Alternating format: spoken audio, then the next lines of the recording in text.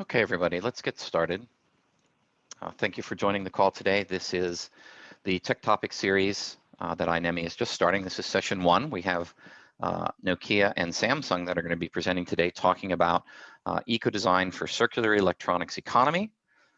So thank you again for your attention. Want to let everybody know that you are on mute. And if you do have questions during the session, please use the chat box to ask your questions, and we will collect those and ask them of the presenters.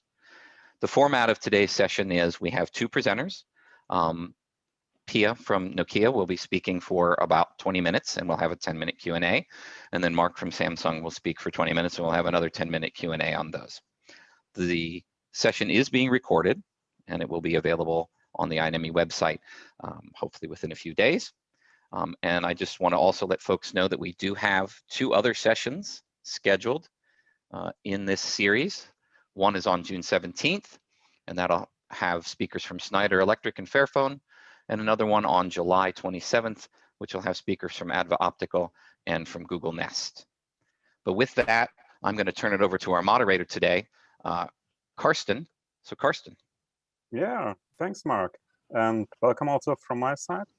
I'm with Fraunhofer IZM, and we are supporting this learning series because we recognize a massively growing interest in industry to implement elements of a circular economy just by design. It's a very complex challenge, I have to say, and through this series, we intend to accelerate the learning curve in industry. The circular economy does not work without cooperation. So let's go. Our first speaker is Pia Tanskanen. She is head of environment at Nokia. She is responsible for environmental programs related to climate change, science-based targets, and circular economy at Nokia. She has worked at Nokia for 20 years with different areas of sustainability and technology innovation. So 20 years, this sounds as if you have a bunch of lessons to share, Pia. Pia, over to you. Okay, thank you. Hey, welcome also on my behalf. And let's see when we get the next slide. So I'm calling in from Helsinki, and this is a picture of our capital here in Finland. And it has a nice link to circularity and Nokia, because in front of the picture, you see these power plants. And in front of that, there's an old Nokia cable factory. So that's been, now today it's a cultural place for cultural events like art exhibitions, theater, cafeterias, and like corporate events. So it's been circulated from cable factory to the place where people today can enjoy different cultural events. But it's also a reminder of the long history that Nokia has as a company. So we are more than 100 years of in business and really have been changing from first pulp and paper to rubber and cables and then to electronics. So today we are designing, manufacturing, delivering telecom infrastructural equipment.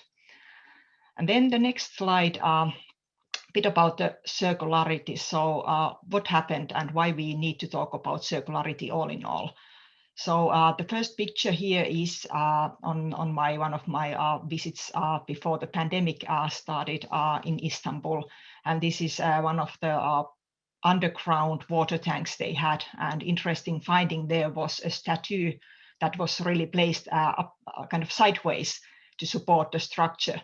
And it's a perfect example of the circularity, like previously we were using all the resources we had in a very efficient manner. So what was a statue somewhere earlier was then turned to the construction to support the roof of this underground water tank.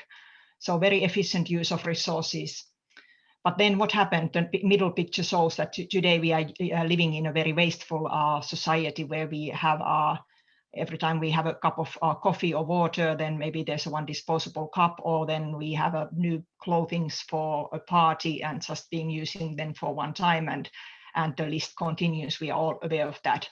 Circularity Gap is an interesting report that is being published every year, and they have calculated that less than 9% of global resources today are circulated. So more than 90% of the resources that we use in our societies are actually still linear, so just take, make, and dispose, and not being circulated and used again. But things are a bit more complex for electronics point of view. So first of all, our products today really are perfect showcase of engineering work, 5G, all the things we can do with our devices. Really, we couldn't think about it 30 years back. We couldn't even dream of having such things that we have today, from all the services, navigation, really banking, everything is in your device, everything is in digitalized. Even the industries are starting to be connected and digitalizing, making things automated, and well, innovation has no limits what we can do.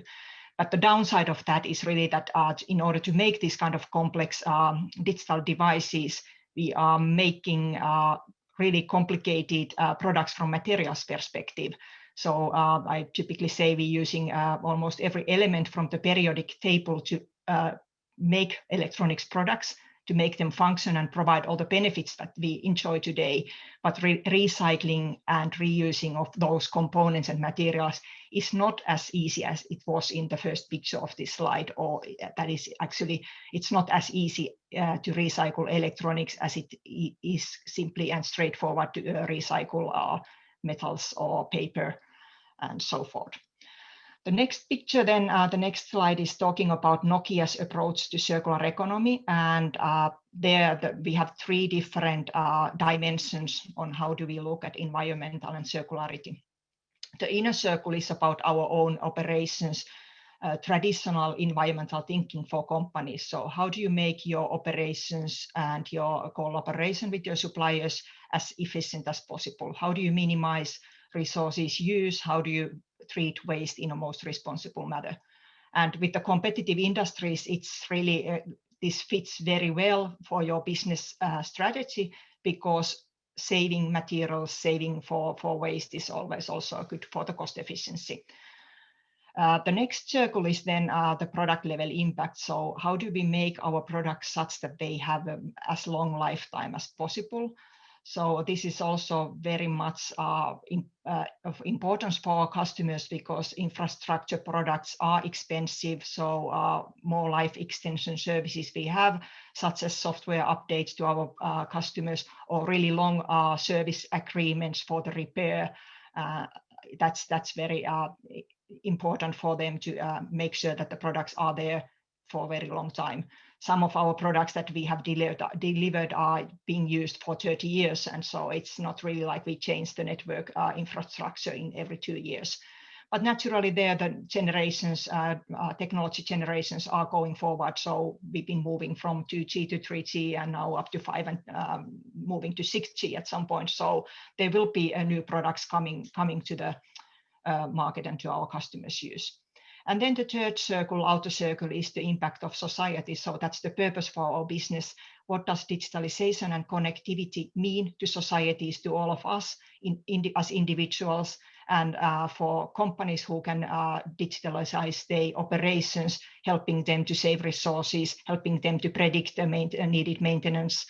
And from circularity point of view, one like practical example for the society is that we have seen a lot of things moving to sharing economy, such as having access to digital services. So instead of having CDs and DVDs and the plastic that comes with them, we now have music and other entertainment available in the digital format.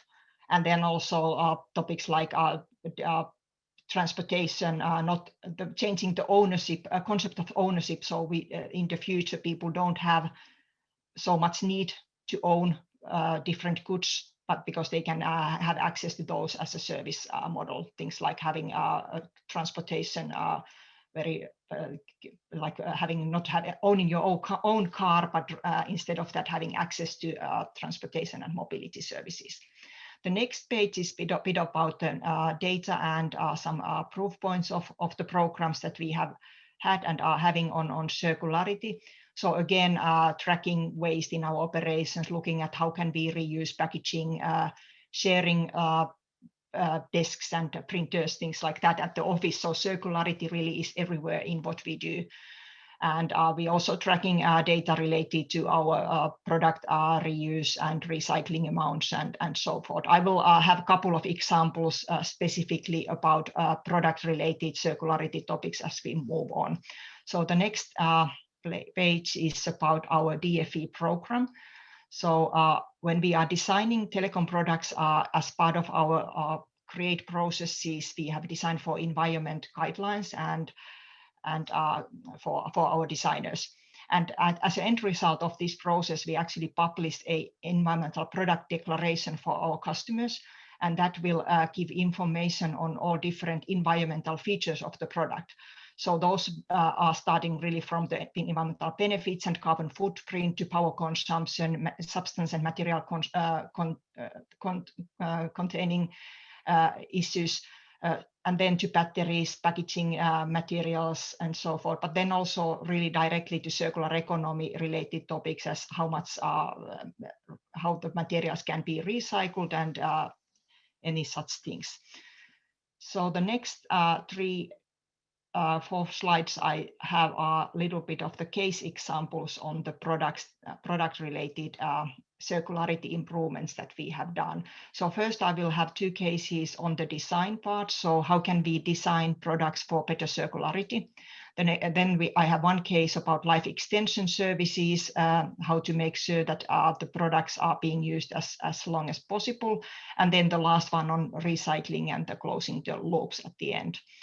So the first example in the next slide is about really material efficiency, but even more than that, this is really about innovation, because innovation is something that is needed, and it's very important. And for our business, we are not doing the same products at the same way year after year, but we really have innovations on the technology, but also on how the products are being built. In this case, we actually made an integrated products from passive antennas to active antennas. And as a result of that, there were huge savings on the material efficiency, as in 70% of the weight of the product was actually minimized by this innovation, integrating these radios and antennas into one product. And in the previous solution, there were long cables in between these 2 components, as you see from the picture. So huge improvement from the circularity point of view, avoiding the use of the materials in the first place and making things in a smarter way. The next one is about, I think, the major project I was about to talk today, which is using recycled content in products.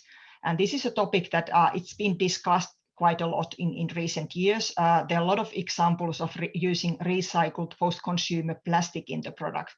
But when it comes to metals, things are not so advanced yet. And we started to work with our component suppliers making aluminium components for us to find out how much recycled aluminium there is in those components that they do deliver to us. And when you are reading any kind of book on recycling and on metals, the fact is that they always say aluminium is easy to recycle. You have plenty of benefits, having less energy needed when you are using recycled material versus virgin materials. But then we really wanted to know what our suppliers are doing, what kind of access they have for recycled content, and how much they actually have. First of all, in those components they are delivering to us, how much recycled content they have and how much they can increase that content. And seems like a simple question, but it's not. So first of all, this is a kind of simplified diagram that we draw for them in order to explain what we actually mean. And so in theory, you think all the products, aluminium products that are in the market, they go to recycling, and then somebody's purchasing this material from the recycling chain and then putting it back to the production, making a kind of product. But then first point is, of course, that you have many different grades of aluminium. So you are not able to mix everything together because you need to have a specific grade for the specific purpose. And also the collection of the materials and price for the recycled content, all the contaminants you might have in those materials versus the specification you need to have for your final product. So those are all the things that need to be considered. Quite often then what we found out was that actually they were using plenty of recycled content, as in this case last year on average 54%, which was surprisingly good result. But it's all more like a process scrap.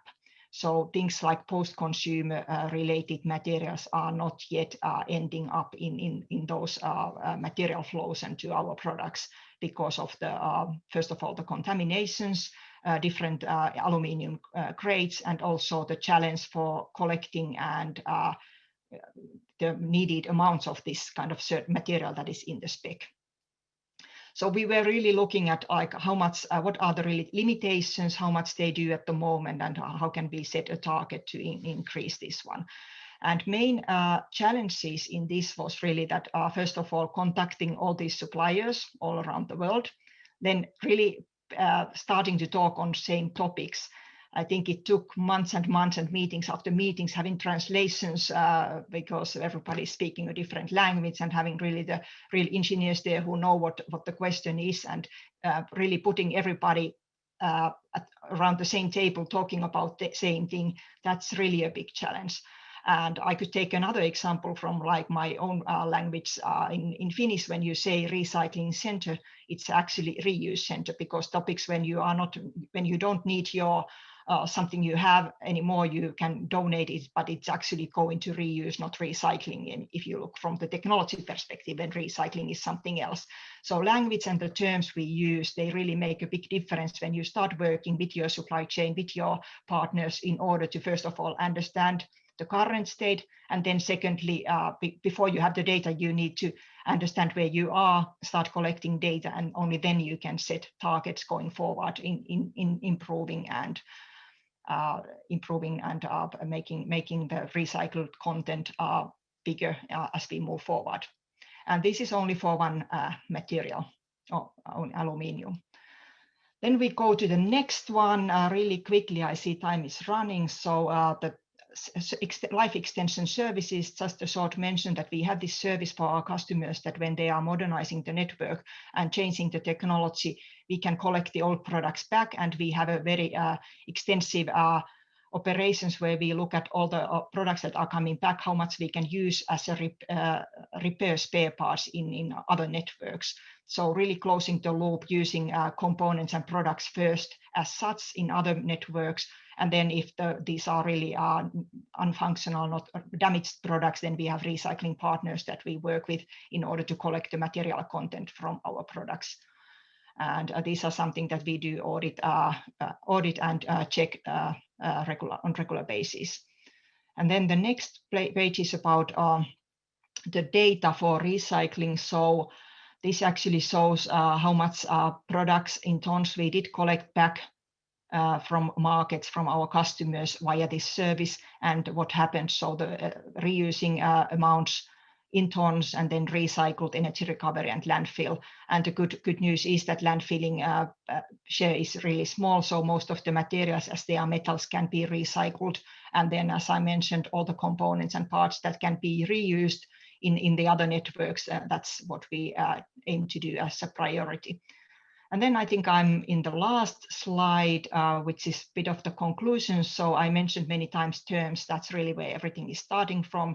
In telecom industry, we are now in preparation of the standards to define all these circular economy related words, what they really mean. So we all need to speak the same language and understand each other before we can start collaborating through our supply chain. But then also performance. In many cases, changing something, it's not easy to do drop-in solution. So just change the material and you are good to go. But really, we need to work with our designers and engineers to see if the specs we have, specifications we have set for our products, are they still valid if we are changing to recycled content? Could we allow more contamination in the materials? And maybe we could allow different kind of alloys as well. Measurements data, really important. Before setting targets, you need to know your baselines. You need to understand the process. And then naturally, this is a business, so pricing as well. And that was one of the comments from our suppliers saying that, well, post-consumer recycling possible, but still it really takes, it's expensive because of the logistics collecting from all around the world, instead of like having one unified factory waste material, which you can get a big amount of, and you know the content. And so there's always this that needs to be taken into account, not only the price on material, but also the processes and getting things in one place. So really, a lot of things need to be there before we can have the change happening. And this is really the industry-wide collaboration which is needed for us to improve the circularity. And really, if you remember from the beginning, if the world is today only 9% circular, so there's so much we need to do and we can do, and we need to just take the right steps to start this improvement. So that was my last slide. I think the next one is about a Nokia logo on it. So thank you for your attention. Okay, thanks a lot, Pia. That was really great and really a fast ride through your achievements and your story so far. We have actually here one question. I'm interested to understand how different companies are defining and measuring reuse versus recycled to avoid double counting. Right. So that's an excellent question in a way that I'm quite often comparing this circularity to climate discussions, where we have a lot of protocols like GHG protocol, which gives companies common guidance how to report your emissions. So it's very clear when you are reporting your own emissions and when you are reporting your supply chain or your customer emissions. But as long as we don't have similar kind of approach in circularity, it's really, I guess, everybody doing a bit of what they feel is the best one and what data they have, and double counting is therefore possible. And for that, in this aluminium project I was talking about, let's say that our suppliers now are saying that 54% of the aluminium that are from all these suppliers that we're getting to our products is recycled. But who knows, because they must have other customers as well. So is it possible that we say, okay, but give us all, and then the next one is not getting anything? But if you don't have a certification system, it's really a wild world. So it's like everybody gets what they are asking for, and there's no way to really make sure that things are not double counted. So I'm really think that we need to have the common understanding and also kind of a certification system to make sure that what you disclose as an environmental benefit is somehow backed up with real data. Are you aware of any, let's say, best practice in terms of certification? Any system you can recommend, or is this really untapped ground where activity and further progress is required? It's something that there's plastic is a different story, because plastics you are purchasing from your raw material suppliers, and then they actually are selling pellets that are made out of recycled. There as well, it's also it's typically not 100% recycled, but there's a mixture of virgin and recycled. But with metals, I'm not aware of such system. Yeah, okay. We've got here another question. I will come to that shortly. I just would like to encourage the audience to keep on posting questions. So even if you don't manage to answer all of them, this really helps us to understand what are your main points of interest. So, and with this input in coming sessions, you'll be even more targeted than to your needs, hopefully. So there's a question. Can you share how the company is approaching the product digitalization? Or more in general, how is Nokia moving to services more instead of selling products? Right. So services are already a big part of our business. So together with hardware, we are providing services from the installation of the products to repair and even to managed operations. So it's already a big part of the business that having different services. And then surely there's a lot of things happening in the cloud. So sometimes hardware is not needed, but for the final products, it's still there needs to be an antenna and all that. But then a lot of the core networks are now moved to cloud and big data centers. Okay, and there's then rather a question regarding definitions are similar. On slide 11, it looks like you only classify post-consumer material as recycled material. Is this the case? And where your supplier is able to make the distinction between pre- and post-consumer recycled material?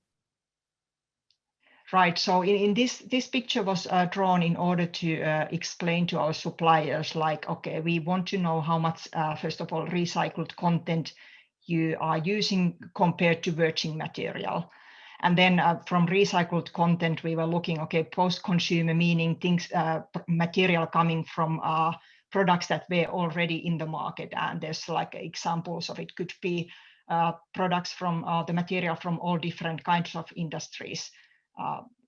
But then process scrap is something that is typically left over from the manufacturing process. So it's something which is the waste in the manufacturing process, and that's been very often utilized as an input material for the same process again, very typical industry way of working. And what we found out was that they were not using this kind of post-consumer, I call it, or secondary material is I believe the correct word in the standardization. So as it says here, the A, secondary material. So that was not something that they were using, and because of the reasons I mentioned earlier, so contamination or different aluminium alloys, so different mixtures of different elements in the aluminium, and then also the cost for the logistics and separation and checking and all that. So currently, the recycled content is coming from this kind of process scrap that is being utilized again.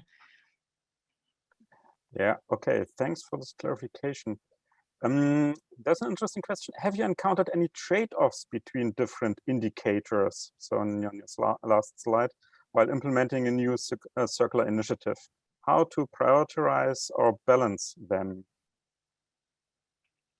It's a good point, and sometimes not even the trade-off, but circular practices do support also the climate goals.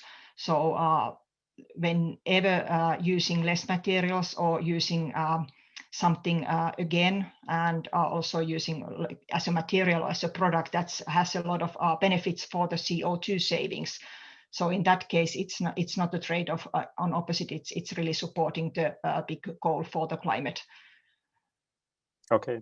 But the kind of the negative points could be from the logistics. So that's something that if you really start collecting your material and in a way that you increase the logistics emissions, so at some point definitely there can be this kind of contradictory, like when is the benefit actually bigger if you are really creating a lot of emissions in the recycling. So one example is like from the personal recycling. If everybody is taking a car and driving half an hour to return something for recycling, maybe the benefit really from the emissions perspective is no longer there, because you are creating more emissions when you are collecting or returning something for recycling. Okay, thanks a lot. So there are several more questions coming in now, but just let's take one last one before we move on then to Mark and his presentation. Can you share your thoughts on the kinds of eco-label or standardization criteria we need to help incentivize increased circularity in the IT product manufacturing space? Long question, actually. Right. So eco-label is typically for products. And the difficulty in eco-labels, or the challenge, is that it takes really long time to agree on the criteria. And as this is things are developing also quite fast in the product range. So let's say this aluminium project, which is really, there's no criteria existing, and still if you manage to do an improvement in an area which is not listed into eco-label, so kind of don't get a benefit from that. So it's very difficult in this kind of industry where the products are really developing and the technology is developing in a fast for the labels to actually develop as fast, because there you need to agree with everybody that what is the best possible performance. I think we have seen that from the energy consumption eco-labels, but at some point all the products were really in the best class. So it's maybe good for at one point to everybody get to the same level, but then when you are having innovations, then how to get those in the labels, it's one challenge there.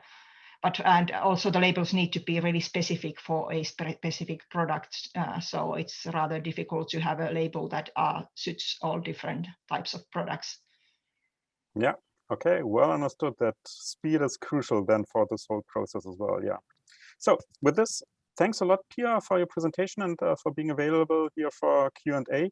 We might have some follow-up questions then, but for now, let's shift to Mark.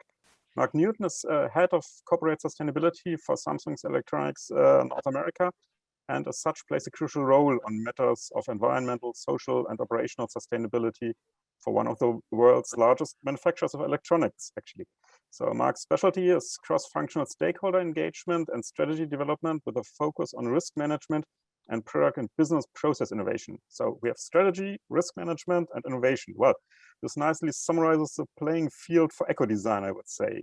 Mark can draw from experience in different company environments, as he has been with companies such as Apple, Dell, and Timberlake before. Mark, actually, I have two questions for you.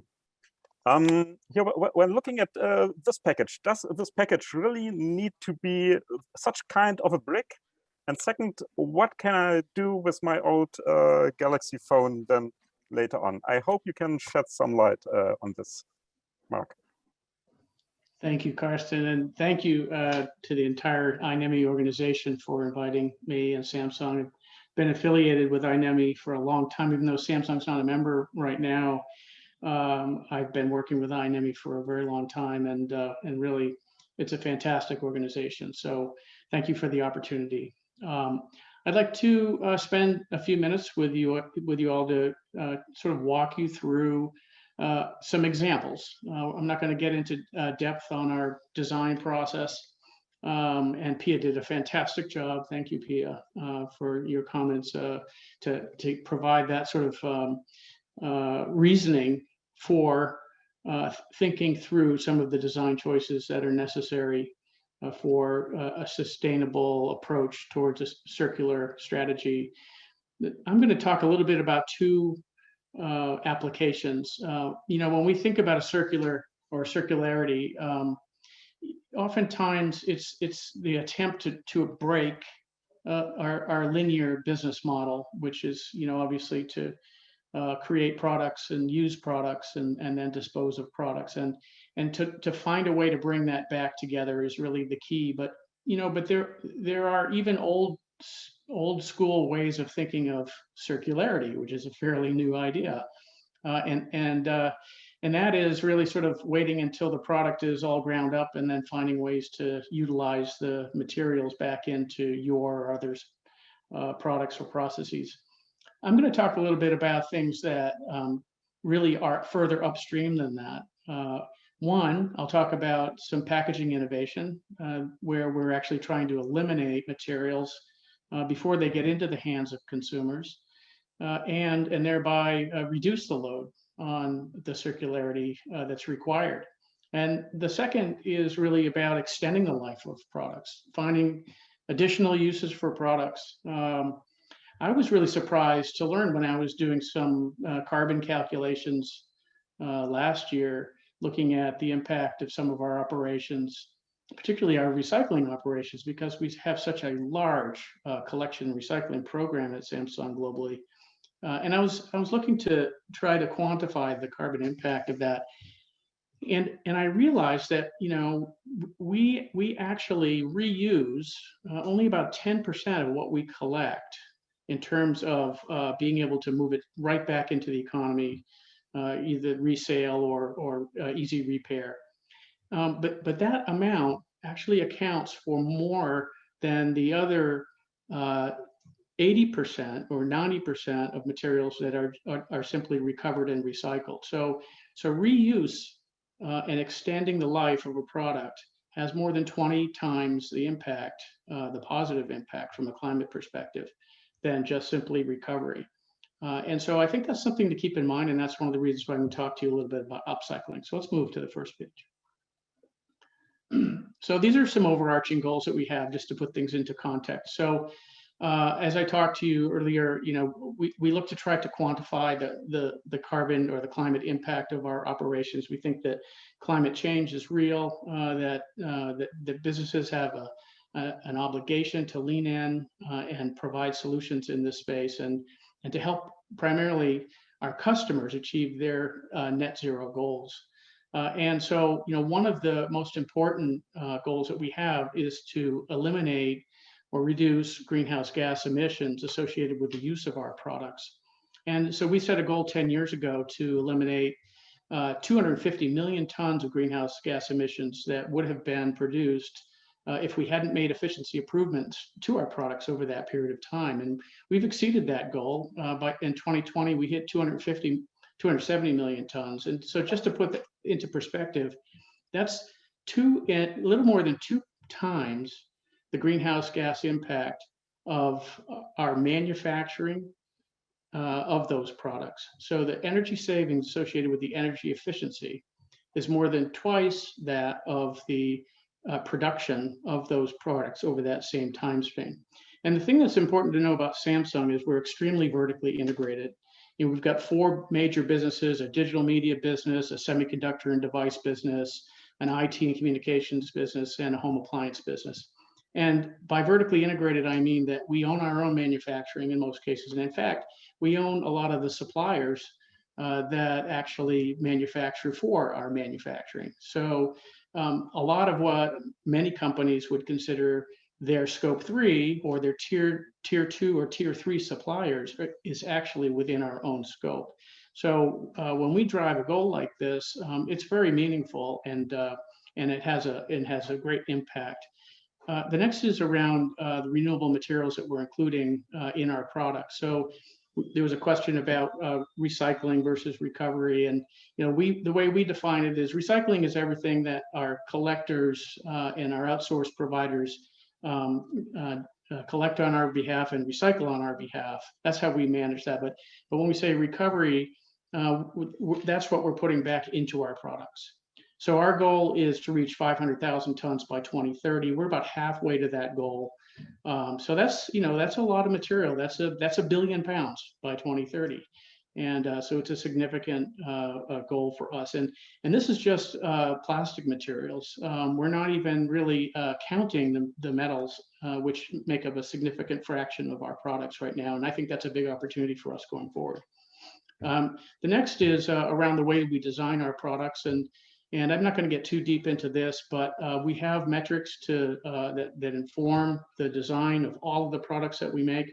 And one of the ways that we define that is if you design products that have voluntary standards that go beyond regulation, that are global standards, and you adopt those globally in the product, then we would consider that to be an eco-conscious product. So over 90% of our products, I think we're at something like 95% now, exceeding that 2020 target that we had set for ourselves, do meet that criteria. Next is e-waste. And so this is a big part of our programs also. As I said, we're a huge electronics manufacturer. And as a result, we have a big obligation, a big legal obligation, but then we also have an obligation to our consumers to make it as easy to recycle their products as it is for them to purchase them. And so we operate very large and responsible programs that restrict the export of non-working electronics to developing countries in accord with the Basel Agreement. And right now our target is to achieve 7.5 million tons by 2030 from a 2009 basis. It's hard to wrap your head around that, number like that. But that's 8 billion pounds of material globally. In the U.S. alone, we've collected over 1 billion pounds since 2008. And we collect over 100 million pounds of electronics every year in the U.S., to put that in perspective. And then finally, sustainably sourced paper packaging, or paper, both in our packaging and in our manuals. We set a goal to make sure that all the fiber that we're sourcing for our packaging, external as well as internal, and manuals and other paper material, printed material, is all forest certified, whether it's FSC or SFI or PEFC. And we met that goal last year also. And then finally, just to underscore a lot of this is our commitment to operating efficiently and as with low a carbon footprint as possible. And I'm happy to say that as of last year, we've sourced all of our operations in Europe, the US, and China with 100% renewable power. And as I said, we're a vertically integrated company, so that means all of our manufacturing as well as our office and logistics and everything else that we manage. Next slide, please. So let me move into this case study, and I'll move through it pretty quickly, and then hopefully we'll have a little time for the upcycling also. So this is just a synopsis of the last 5 years. In 2016, we introduced the Galaxy S7. On the left, you can see a whole lot of packaging. Carson, you pulled up that big brick. We're looking to make that thing disappear as much as possible. And I think we're making some pretty amazing progress. If you look over just the last 5 years, essentially we've eliminated 49% of the waste generated by the packaging, 58% of the paper that's used by the packaging, and according to the Carbon Trust, external verification, our packaging efficiency over the last 5 years has produced 50% less carbon across the life cycle of the product. So let me walk you through this a little bit. Let's go to the next slide. So if you look at our first attempt, back in 2016 to 2017, we're thinking, okay, what can we do? What's the low-hanging fruit here? So we had a wraparound design with the package. It was very attractive. People loved it. It had a little magnet on it, and when you wrapped around the box, it snapped shut. That's beautiful. It's indicative of a high-end product that you might get, whether it's a pair of shoes or what have you. But is it really necessary? Do you really need a box that nice that you're going to keep for forever? So removing the magnet was a fairly easy thing to do. A little bit harder was changing the accessory tray. For years, we've been using plastic accessory trays. So this is the first year that we moved to a paper-based material. And I think that was a really important move for us. It signaled our move to try to eliminate plastics in our packaging, which is a trend that I'll talk about as we continue here. And then also, we eliminated the plastic case for the inbox earphones. Again, this was something that really wasn't necessary. It wasn't something we were worried about the product being damaged. It was more just superfluous packaging. It was a fairly easy thing to do. Okay, next slide, please. So now we move from S8 to S9. And you can see there's not a whole lot of difference here. If you look, it's almost like a Where's Waldo thing. You look on the left, look on the right, and try to find the thing that's different. And you can't. There's really not that much, except that we had 2 trays in the prior, one for the product and one for the accessories. And so in this iteration, we also changed the device tray from plastic to pulp, inspired by the capability we were able to do in that first generation attempt. Next, please. Now we are moving on from S9 to S10. I have an S10. I'm still using this phone. It's a great phone. And we've got several generations since then. But this, I think, really marked, a turning point for us. This is when we really got serious about what can we do to get rid of the plastics in this product. We had gotten rid of anything that was glued together, dissimilar materials. Essentially, we wanted to get down to a box that could just be dropped into curbside recycling. And so obviously the single-use plastics was something we wanted to eliminate. So there's a lot of things we did. We changed the tie material, which held things together, from a plastic band to a paper band.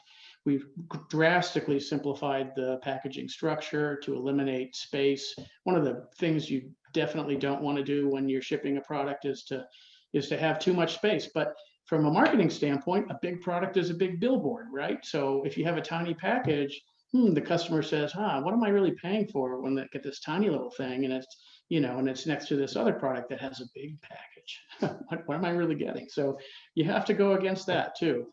But we did, and we went up against that, and it was a very bold move, I think, to really shrink our packaging there. Again, moving the 2 trays that I talked about before into a single tray, which really helped to shrink the amount of materials. And then I think probably the most important thing that we did here from a pure engineering standpoint is not just in terms of getting rid of that product packaging, we changed the product itself, the finish on the adapter, the power adapter, from a glossy finish, which can be scratched easily, to a matte finish, which doesn't really require the amount of protection that a glossy finish would have. So again, able to remove some protective film that way, and got a significant drop in packaging volume, as well as elimination of plastics through this iteration. And then next slide, please.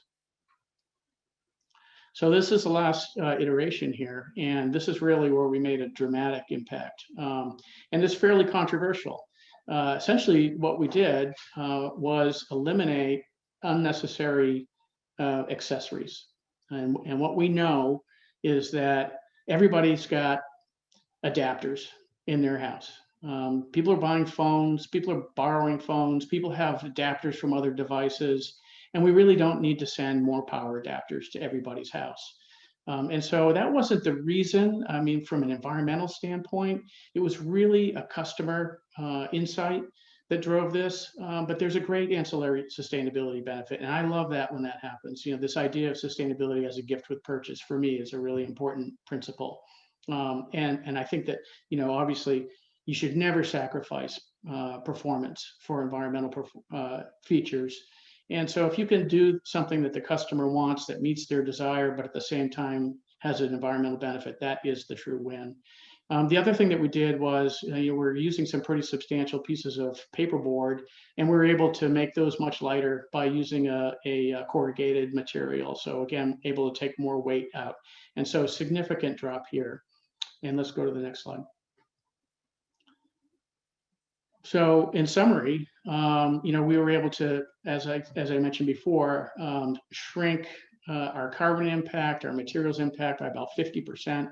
The paper that we're using, besides being certified by FSC in the product, has 60% recycled content. We're using soy inks in the product. The products have all been eco-labeled by a variety of external partners, and we've been able to eliminate the amount of plastic in the product to less than 3% or 4% of what it was only 5 years ago. The only plastic that's left is a thin film that's actually on the very surface, the screen of the device, to protect that from being scratched. Some people just leave those on as a screen protector. But we feel that that's the last piece that we need to have in there. And we're looking, I think the next opportunity is to make that from a recycled material, whether it's recovered ocean plastic or some kind of recycled material that we can use that meets that protection criteria, so that it's not just virgin plastic that is ending up on that part. So let's move to the next slide. So, and maybe 4 more minutes for that one.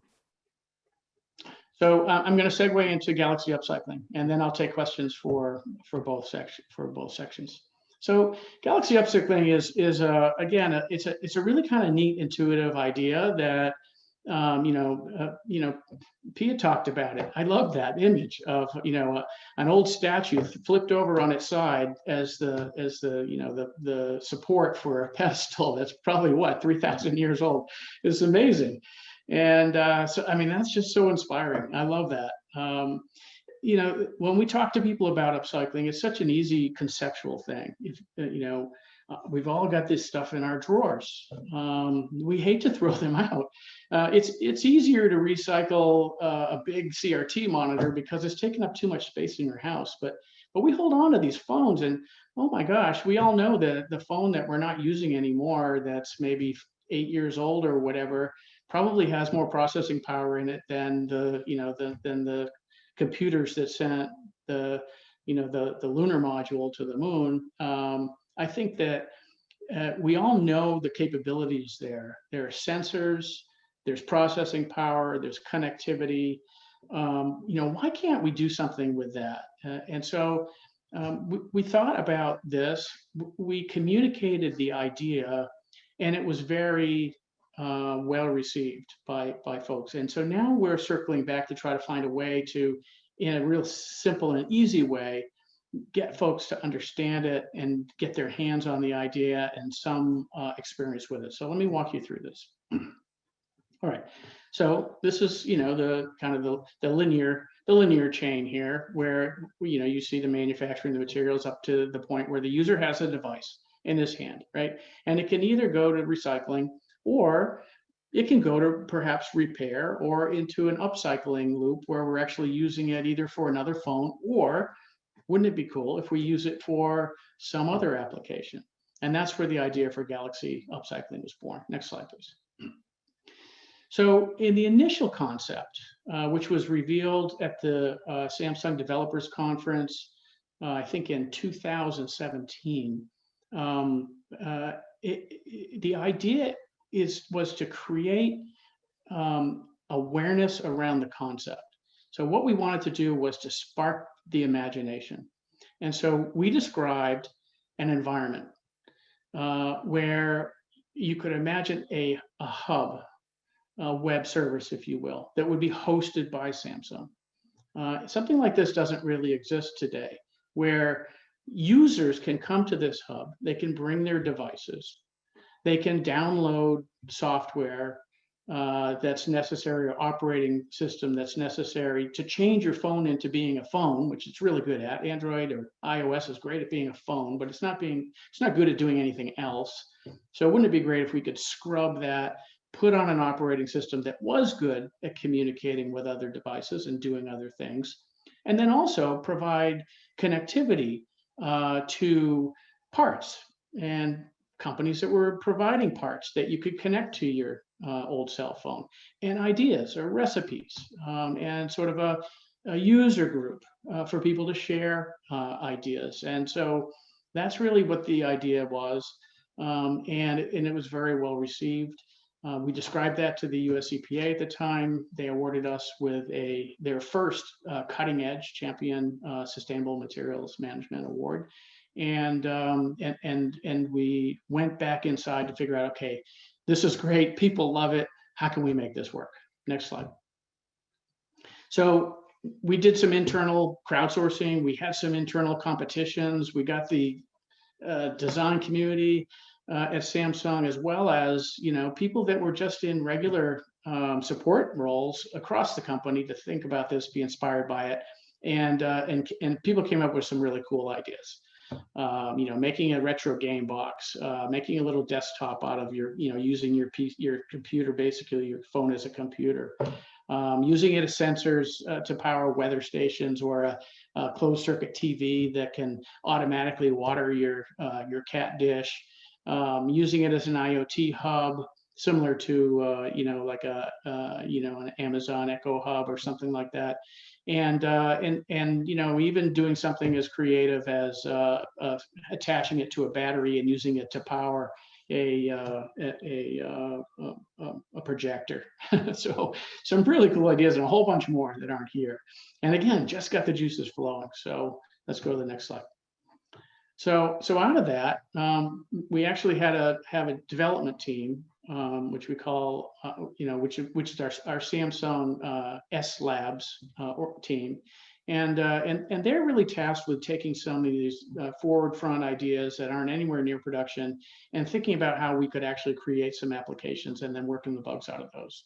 So the first thing that we really did with this was a really cool kind of a combination of an environmental program by upcycling your phone, and a social responsibility program by serving a need.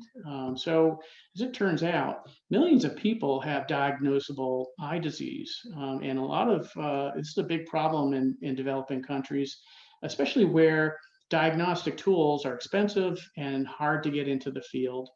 And so wouldn't it be cool if you could just take a phone, snap it into an augmented lens, and be able to do an eye exam in the field, and then pull that data back for a doctor at a clinic that's too far away from the person that had the exam to actually get the analysis done. And that's what we did. So we piloted this with several hundred devices in Vietnam. We're currently scaling out of that pilot today. It was very successful. We did it with international organizations who are very thrilled with the results of the pilot. And so, regardless of where this goes with the consumer side, it's really opened up this whole idea of, wow, you could actually use these old phones to kind of like create a medical device. Now, I don't know if it would get over the hurdles in the US for FDA and all that, but for aid organizations that are trying to do a real simple task, this was a godsend. And so really cool idea, and something that we're going to be thinking more about as we go forward. Next slide. I guess I'm going over. Nobody's flagged me yet. So I'm just going to very quickly go through this and say, this is available now. So we've just recently last week paired this with the SmartThings app, which is a native application on the Samsung phone that allows you to control things through IoT in your phone. And you can use your old phones as sensors to basically take advantage of the microphone and the camera to be able to do some cool things in your home. Next slide. And we're more to come, thinking about an education kit, also eventually realizing this idea of the Maker Hub that was our initial focus. Next slide. And that's it. I'd like to close with a thank you for everybody, and appreciate the time, and hopefully we'll have a couple of questions. Yeah, thanks a lot, Mark. This was really brilliant stuff. And we, in the meantime, got some questions. Well, the one on increasing the reuse percentage came in before you started talking about the upcycling program. You actually already answered part of this, how you address potentially increasing reuse of Galaxy phones. Actually, and there are some more questions, but I would like to narrow it down once again, rather on the design issues. There are some other, let's say, interesting environmental questions, but let's come maybe back to the design issues. What I would like to understand is behind the upcycling program, what actually is a business model behind that? What drives this activity? Yeah, that's a great question, and that's the reason why the hub, which was initially sort of envisioned, didn't really take off, because it's such a niche. If you think about it, you know, there's a whole group of people out there, they call themselves makers, that love to take stuff apart and make new things out of it. And it was just like square in the bullseye for that demographic, but that is a tiny fraction of people that buy our phones. So the business case for this is to step back and think about, wow, what can we do to really solve some bigger problems, like what we've done with this medical application?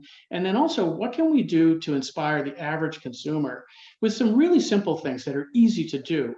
And so that's the reason for this first iteration of some of these ideas. So the idea is really to connect people to our product in a way that makes them think about sustainability as an element, which to us is a really important part of our brand.